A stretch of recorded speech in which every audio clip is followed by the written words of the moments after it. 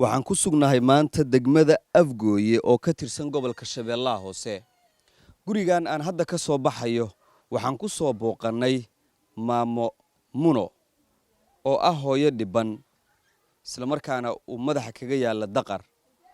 Hooyadan oo haysata caruur agoon ah ayaan waxaan ku booqday maalintii labaad ee ciida kaam ku yaala Maslaxa oo dhacaduleedka magaalada Muqdisho. waxayna hooyadaasi codsi u gudbisay oo dhibaatooyin badan sheeganaysay ummadda islaamka ah. Maanta aniga iyo koox samafalayaal ah ayaa halkan ku soo booqanay. Caadiyan maamadan waxa ay degan tahay kaamkaasi, balse gurigan waxa ay ugu timid qaar ka mid ah ehelkeeda.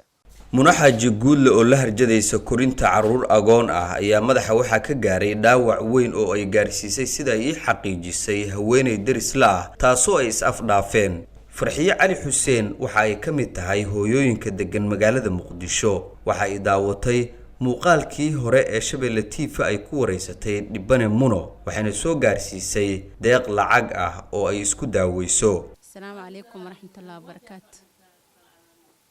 gabadhan walaasheen waxaan joognaa degmada Afgooye joognaa. waxaan u imaaday gabadhan walaasheen ah oo ilmo agoon haysato oo xanuunsan oo ciidin. marka waxaa jireen gabdho walaale ah oo maqan oo lacag ii soo dhiibay oo dhahay baayo dadka walaalaha agoonta ah inoo ciidsii. marka agoon badan waa ciidsiyay wax waan siiyay wixii ka haray aniga gabadhan waxaan ka arkay TV-ga Shabeellaan ka arkay ayagoo macnaha sheegay dhahay gabadhan waa gabar dhibaataysan ilmo agoon haysato daqran waxba aanan haysanin. marka lacagtii hartay ayadan u keenay Afgooyaan joogaa. gabadhan saakiinta ah qofkii rabo inuu wax siiyo wuu soo diri karaa. gabdhii soo diran khayr badan Allah siiyo, ilaahay ajra idinka siiyo, saadadku u caawiseen idinkana ilaahay idin caawiyo. marka aad iyo aad TV-ga Shabeellaan aad ugu mahadnaqaaya. meelan ka raadiyay ma ogeyn lacagtan si aan yeelan weysnaay. alxamdulillah marka ilaahay mahadiis waaye. hooyadan Soomaaliyeed oo wali la aadaaraysa daqarka madaxa kaga yaal ayaa ka mahad celisay lacagtan iyadoo ugu duceysay dadkii ay ka timid in alle ajar ka siiyo adduun iyo aakhiraba awlaada iyo hantidana uu u barakeeyo. walaalahayna sharafta leh waxaa idin sheegayaa walaashay Farxiyo waxay ii keentay waa ka gadoonsay lacagta ii keentay.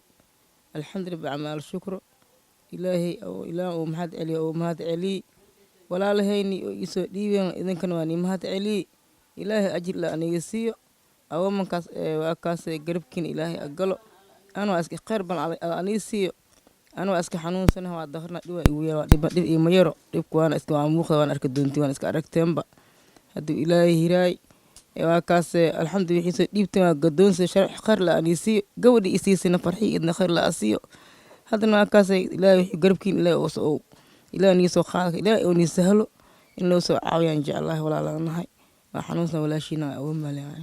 Maxamuud Soo Faysane, warbaahinta Shabeelle, Muqdisho.